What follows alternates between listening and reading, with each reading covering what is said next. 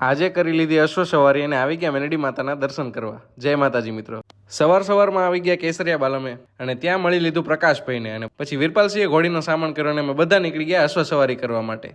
અને પછી આવી ગયા આયુધરાજસિંહ અને પછી આપણે પણ કરી લીધી અશ્વ સવારી અને પછી આયુધરાજસિંહ, રઘુવીરસિંહ, વીરપાલસિંહ, મહાવીરસિંહ, શિવરાજસિંહ, અનિરુદ્ધસિંહ બધાએ અશ્વ સવારી કરી નીકળી ગયા હોટલે જવા માટે. અને પછી ઘોડીને સામાન છોડી દીધો અને આપ્યો થોડી વાર આરામ. અને આ છે ચંદ્રકાંતા. અને મિત્રો આ આપણા મિત્રની હોટલ છે કેસરિયા બાલમ, જે સુરેન્દ્રનગરની અંદર આવેલી છે.